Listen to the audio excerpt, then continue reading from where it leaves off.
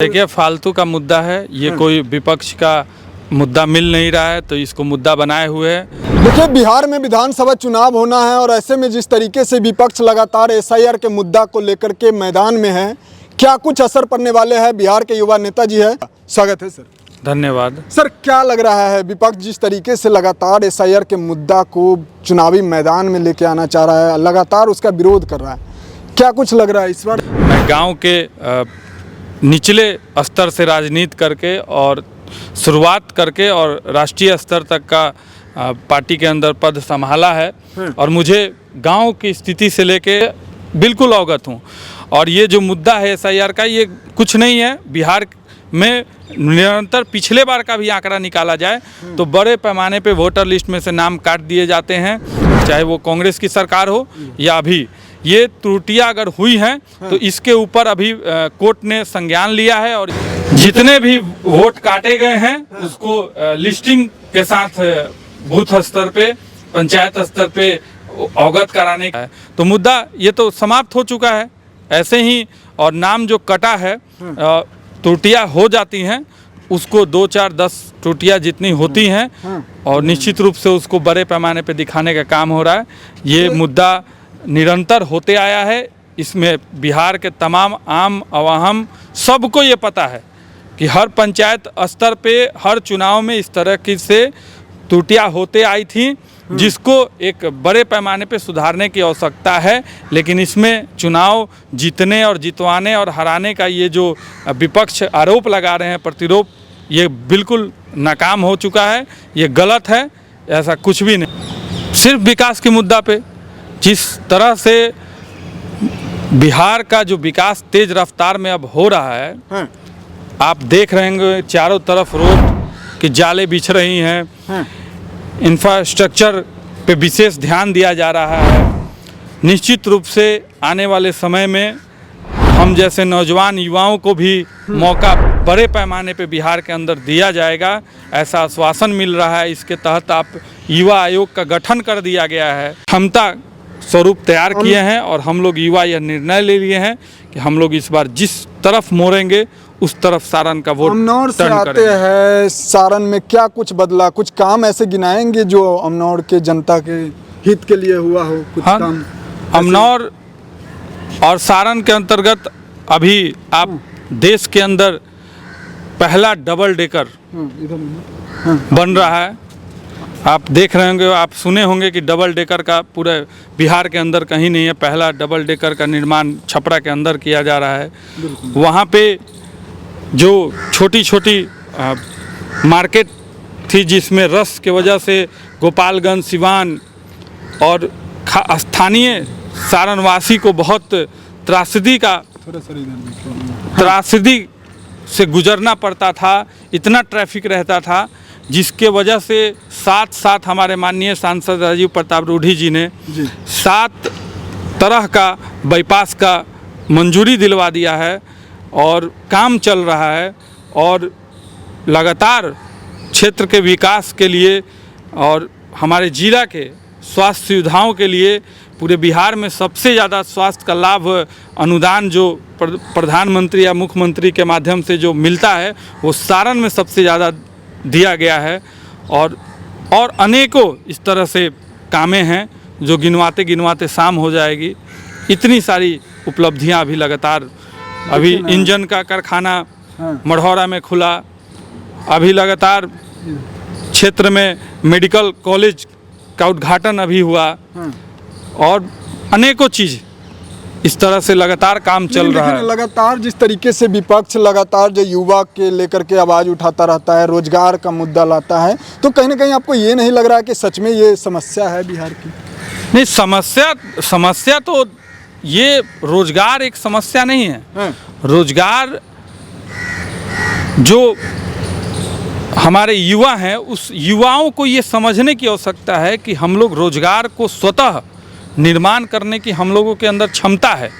और इस चीज़ को हम लोग दूसरे देश और दूसरे प्रदेश से सीखने की आवश्यकता है कि हम लोग सिर्फ सरकार के नौकर बनने का काम ना करें, हम लोग स्वतः हम लोग अपना स्वरूप तैयार करने का, इसका मैं जीता जाता उदाहरण देता हूं कि मैं एक साधारण फैमिली से आता हूं और गांव से मैंने पढ़ाई लिखाई और अपना राजनीति शुरू किया था। छात्र राजनीति को मैं गांव स्तर से अपना शुरुआत किया था और आज गांव से निकलकर मेरी सोच थी तो मैं प्रखंड और प्रखंड से जिला और जिला से प्रदेश और प्रदेश से राष्ट्रीय, ये अपने पार्टी के अंदर मैं तमाम पंचायत से लेकर जिला और इस स्तर से पहुंचते हुए राष्ट्रीय छात्र अध्यक्ष तक मैं रहा लगातार 2019 तक। और 2020 में 25 साल की उम्र में मैं चुनाव भी लड़ा माननीय उपेंद्र कुशवाहा जी के पार्टी से। तो निश्चित रूप से अगर मेरे अंदर जागरूकता थी, मेरे अंदर ये दृढ़ संकल्प था कि नहीं, एक युवा गांव का भी इतने आज की स्थिति में आप देख रहे होंगे कि बड़े बड़े राजनेताओं के बेटा ही राजनेता ही, बड़े बड़े उद्योगपति ही बड़े पैमाने पे राजनीति में अपनी हिस्सेदारी भागीदारी सुनिश्चित करते हैं। उस बीच में एक गांव से निकला हुआ लड़का तेज रफ्तार में अगर बेधड़क बेडर बेखौफ अगर आगे बढ़ते चला जा रहा है तो निश्चित रूप से ये काबिलियत सिर्फ एक युवा के अंदर नहीं है, हमारे बिहार के तमाम गांव से एकदम निचले पंक्ति में बैठे हुए अगर युवा हैं उनके अंदर भी ये काबिलियत है। बस काबिलियत को पहचानने की आवश्यकता है और उसको दिशा देने की ज़रूरत है। निश्चित रूप से हम बिहार के तमाम युवा आगे चल के पूरे देश को संचालित कर सकते हैं। परिवारवाद पर जो है आरोप लगा रहे हैं, परिवारवाद पर सवाल खड़ा कर रहे हैं। परिवारवाद तो बिल्कुल खड़ा करेंगे। परिवारवाद आप बिहार के राजनीति में आप देख लीजिए, परिवारवाद को बढ़ावा किस स्तर पे कौन से लोग दे रहे हैं, ये कहने की आवश्यकता नहीं है। परिवारवाद किसी दल में नहीं होनी चाहिए।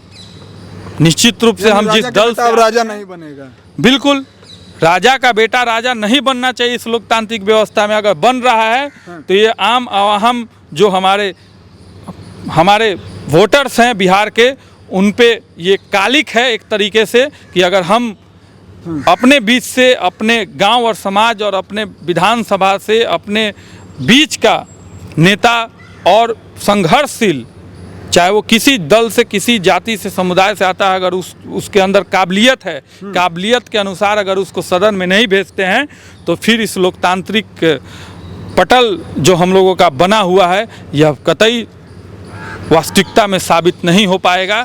इसलिए ज़रूरी है कि ये प्रथा को समाप्त किया जाए और अपने बीच से मौका दिया जाए वैसे लोगों को जिनके अंदर काबिलियत क्षमता है, मौका दिया जाए। विपक्ष का एक सवाल है कि मुख्यमंत्री का चेहरा कौन होने वाला है बिहार का, पहले घोषित कर ले, चुनाव से पहले।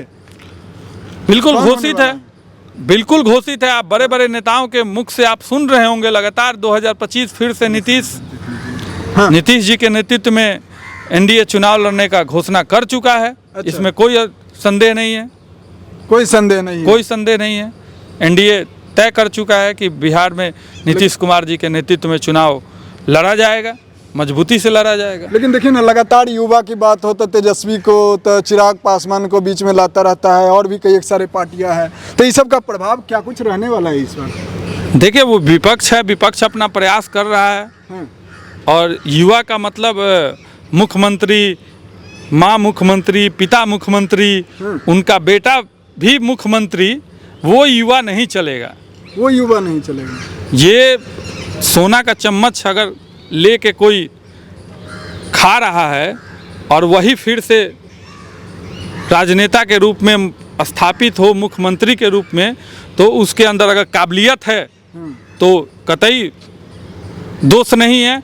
अगर उसके अंदर बचपन से एक प्रेरणा होती है, अंदर से आती है, या संघर्ष करने का एक अलग दृष्टिकोण होता है, अगर वो उनके अंदर है तो आए, अगर नहीं है तो राजा का बेटा राजा बनेगा, ये प्रथा नहीं चलने देगा इस बार युवा। सर क्या लग रहा है इस बार जो है मैदान में आना है क्या आपको? हाँ बिल्कुल, पिछले बार जब होश सही से संभाले नहीं थे तो मैदान में थे और लड़े, मजबूती से लड़े और मजबूत लोगों से टक्कर लिए। और इस बार फिर 5 साल और का अनुभव है और देश दुनिया में लगातार घूमने का अवसर मिला है पार्टी के माध्यम से, लगातार देश की राजनीति में अहम भूमिका को आसपास से महसूस किया है, समझा है, बुद्धि विवेक से संघर्ष किया है।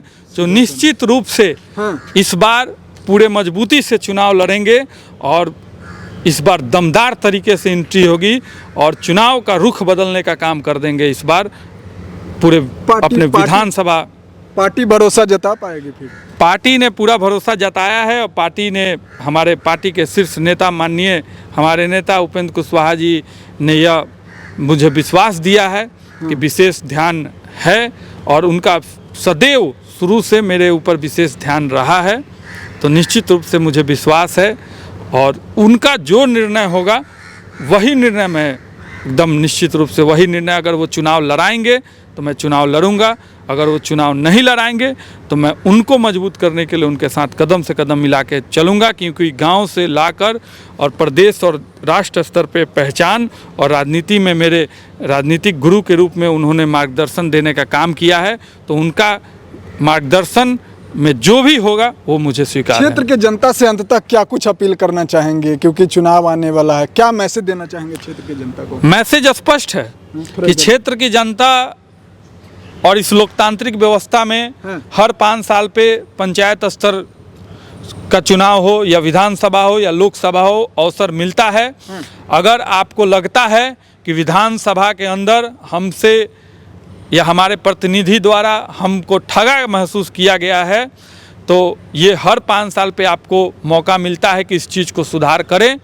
अगर काम वास्तविकता में अगर विधानसभा के अंदर हुआ है, हो रहा है, तो निश्चित रूप से आप उसको फिर से पुनः मौका दें और मजबूती से अनुभव का लाभ लें, अन्यथा उसको साइड करें। नहीं तो निश्चित रूप से आने वाली पीढ़ी जो आएंगी, हमारे जैसे नौजवान आएंगे, वो हमें दोष देंगे, उस नेताओं को नहीं, हम लोगों के जो गार्जियन स्वरूप हैं उन लोगों को हम लोग दोष देंगे कि आप लोग अपने रीजन में, अपने नेतृत्व में अच्छे नेताओं को मौका क्यों नहीं दिए कि आज इस बदहाली का सामना करना पड़ रहा है।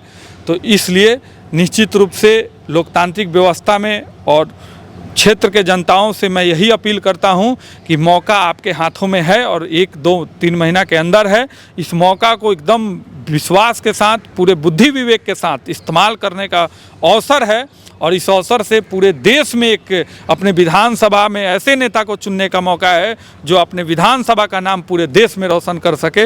ये मौका आप दें और देंगे तो निश्चित रूप से, अगर मुझे दिया जाता है तो निश्चित रूप से मैं पूरे देश के मानचित्र में अपने विधानसभा का नाम मजबूती के साथ रोशन करूंगा। ठीक है सर, समय दिए बहुत बहुत धन्यवाद। तो कुल मिलाकर आपने सुना, अभी हमारे साथ बिहार के चर्चित युवा नेता थे, इनका जो राय था। अब आपका प्रतिक्रिया क्या कहता है नीचे कमेंट में इंतजार रहेगा। मिलते किसी अन्य खास खबरों के साथ,